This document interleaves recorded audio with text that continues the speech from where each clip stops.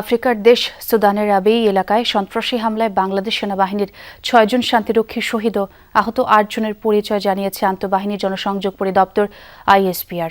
ওই হামলায় শহীদ হয়েছেন কর্পোরাল মাসুদ রানা, সৈনিক মইনুল ইসলাম, সৈনিক শামীম রেজা, সৈনিক শান্ত মণ্ডল, মেস ওয়েটার জাহাঙ্গীর আলম ও লন্ড্রি কর্মচারী সবুজ মিয়া। আইএসপিআর জানায় আহত ৮ জন শান্তিরক্ষীকে প্রয়োজনীয় চিকিৎসা প্রদান করা হচ্ছে। তাদের মধ্যে সৈনিক মেজবাউল কবিরের অবস্থা গুরুতর হওয়ায় তার অস্ত্রোপচার হয়েছে। বর্তমানে তাকে রাখা হচ্ছে নিবিড় পর্যবেক্ষণে। আহত অন্য ৭ জনকে উন্নত চিকিৎসার জন্য হেলিকপ্টারে স্থানান্তর করা হয়েছে এবং তারা সকলেই শঙ্কামুক্ত। সেনাবাহিনী এই নৃশংস সন্ত্রাসী হামলার তীব্র নিন্দা জানিয়ে শহীদদের শোক সন্তপ্ত পরিবারের প্রতি গভীর সমবেদনা ও আহতদের দ্রুতই আরোগ্য কামনা করেছে। দর্শক, যেমনটি বলছিলাম, সুদানে সন্ত্রাসী হামলায় বাংলাদেশ সেনাবাহিনীর ৬ জন শান্তিরক্ষী নিহতদের মধ্যে ২ জন কুড়িগ্রামের। এ বিষয়ে আরও খবরাখবর জানাবেন আমার সহকর্মী নাজমুল হোসেন। তিনি এই মুহূর্তে আমার সঙ্গে যোগ দিয়েছেন। নাজমুল, নিশ্চয়ই শোকাবহ পরিবেশ, তবুও জানতে চাই সেখানকার অবস্থা।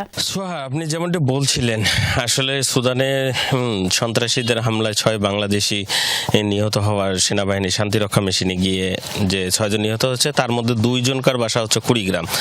শান্ত মণ্ডল, তার বাসা হচ্ছে রাজারহাট উপজেলা, এবং মমিনুল ইসলাম, তার বাসা হচ্ছে কুড়িগ্রামের উলিপুর উপজেলায় বাসা রয়েছে। এলাকায় শোক স্তব্ধ হয়ে পড়েছে পরিবারে। আমরা যেমনটি দেখছি, স্থানীয় লোকজন, আত্মীয় স্বজন সবাই আসছে, পরিবারের সান্ত্বনা দিচ্ছে, এবং আসলে বলার মতন ভাষা নাই। গেল মাসে ৭ তারিখে শান্ত মণ্ডল তিনি শান্তিরক্ষা মিশনের জন্য সুদানে গিয়েছিলেন। গতকালকে রাতে তার পরিবারের সঙ্গে ৭টা-৮টার দিকে কথা হয়েছে, এবং সর্বশেষ ওইটাই তাদের পরিবারের সঙ্গে তাদের যোগাযোগ হয়েছে, এবং রাত্রে 10:30টার দিক তারা এই খবরটা জানায়। আমরা একটু শান্তর এক স্বজন এবং বন্ধুর সঙ্গে কথা বলবো। একটু বলবেন আপনারা কি বিষয়টা জানতে পারলেন, এবং শান্ত কোনো বিষয়ে জানিয়েছিল কিনা? গতকালকে সন্ধ্যার দিকে আমরা ওর ফেসবুক স্টোরিতে একটা পোস্ট দেখতে পাই। সেটা দেখার পরে আমরা অনেকেই অনেক রকম ওকে মেসেজ করি যে ওর কি হয়েছে, মন খারাপ কিনা, এই টাইপের। তো পরবর্তীতে ও কোনো রেসপন্স করে না।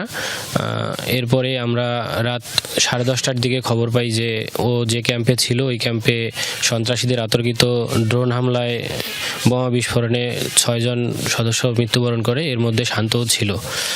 এই খবর শোনার পরে পরিবারে একদম শোকের নেমে আসে।